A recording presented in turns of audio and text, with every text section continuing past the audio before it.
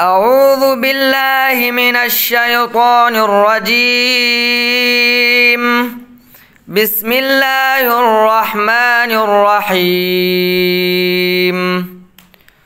قل أعوذ برب الناس ملك الناس إله الناس من شر الوسواس الخناس الذي يوسوس في صدور الناس من الجنة والناس. صدق الله العظيم.